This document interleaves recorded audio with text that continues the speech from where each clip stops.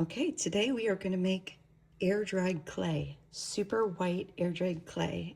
In previous video, you'll see that I had an ornament that I made using that air-dried clay. We painted it and put sparkles on it and stuff. So today is the day that I'm going to teach you how to make it. It is super easy. First, you're going to need baking soda, cornstarch, and water. Those are your only three ingredients. And then we're going to add heat to that because it's going to go on the stove. So all you need for a pretty big supply of it, you can make quite a number of ornaments or air-dried figurines or jewelry beads, things like that, is you're going to use one cup of baking soda, any kind of baking soda, whatever brand you want. And you're just gonna mix it all together. This is super easy, guys. Grab a pot, throw in a cup of baking soda, 1 cup. You're gonna need half a cup of cornstarch. So I'm gonna put that in there. And then you're gonna add a 3/4 cup of water and stir it. So we're just gonna put this in here. Of course, I can't pour to save my life right now. And you can just dump it, honestly. It's really not too hard. And you're gonna mix it really good, and it's gonna feel like, I don't know, almost like you're making plaster of Paris in a way.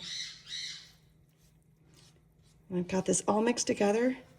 Like I said, all these are all safe, so you and the kids can even do it. Anybody can do this. It's just baking soda, cornstarch, and water, mixing really good. And you can see it's almost like just a milk. At this point now, it feels like milk. Now we're going to take it over to the stove, and add some heat to it, and it'll start getting into that Play-Doh consistency. Okay, we're at the stove, and we're just going to add some heat to this. I'm going to keep it at 5 or so.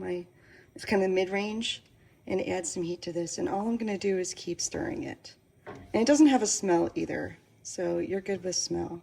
This part I would definitely have an adult do, because you're playing with the stove here. And if you have some stuff in there, don't worry about it. Just pick it out when it turns into, it's going to turn into Play-Doh, okay? It's going to be really white, beautiful Play-Doh.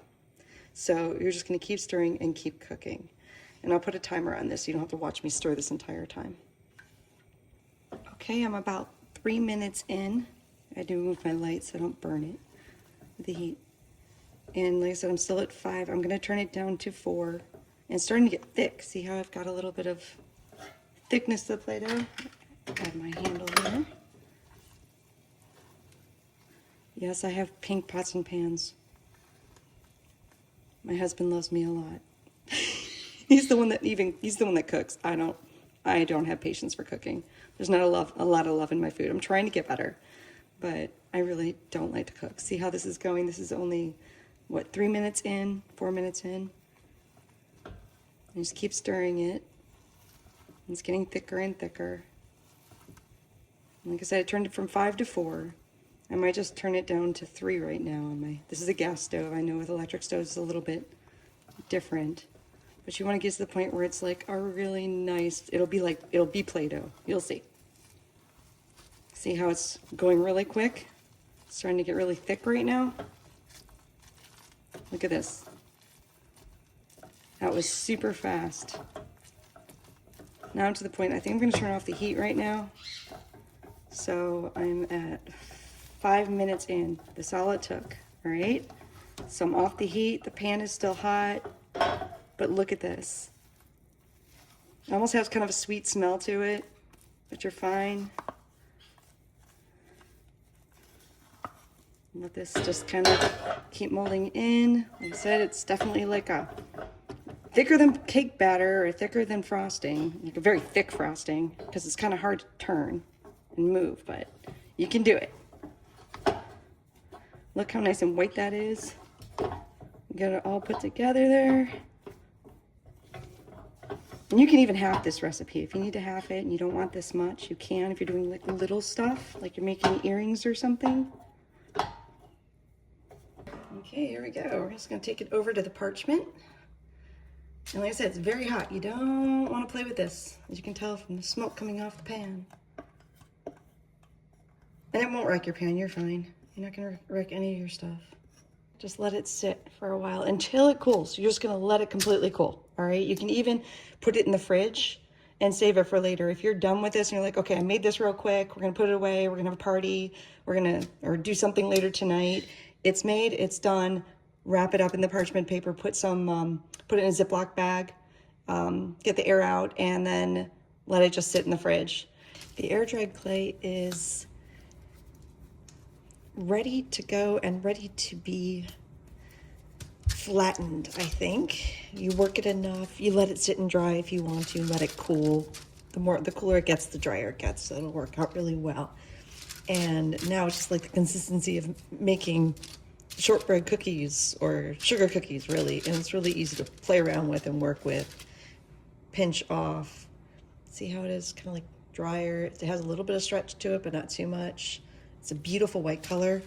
And I suggest at this point, I'd always make it in white.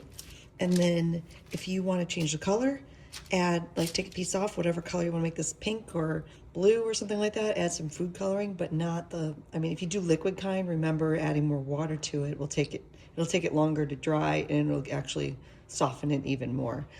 So you can either add the dyes to it, like Wilton has that dye that is really strong, so it's not really liquidy as much. You can put that in there, and then just, mix it in, and then you can mix colors, or like we did with other ones I've made and air dried, you can just paint over it with acrylics, and markers, any type of media actually, paint, crayons, it doesn't matter. And I like to Mod Podge over them, which I did in another video. I did this one with kind of a sparkly Mod Podge, which is a lot of fun. So, and these things, they get hard. They get really hard. They're really durable. You can even make earrings out of them.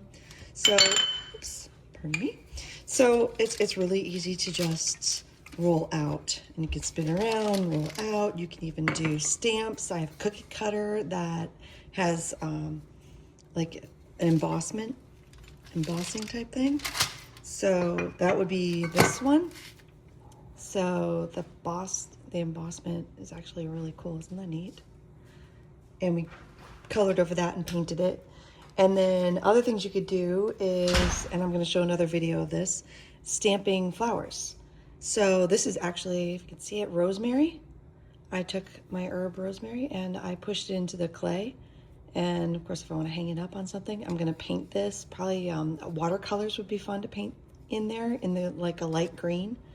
And I do recommend, though, go thin. Go really thin with it. Because it'll dry faster if it's thinner. If it's thicker, this is a neat piece my mom actually did. We were just playing around with it, and you can actually embed things in it. We put a key in this one. We had a stamp for a butterfly, and we used some basil that has gone to flower and pushed in.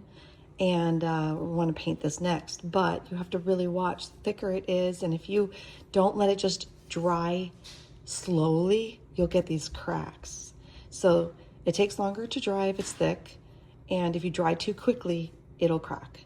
Those are my two I've learned. So if you have to have patience, unfortunately, with these. So like if you just let these things dry, you won't get any cracking issues.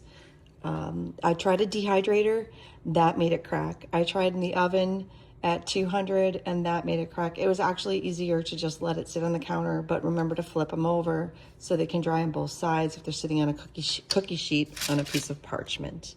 And like I said, it's easy to cut, just pretend like it's cookies, but the thinner you go, the quicker it'll dry, but you can go thick.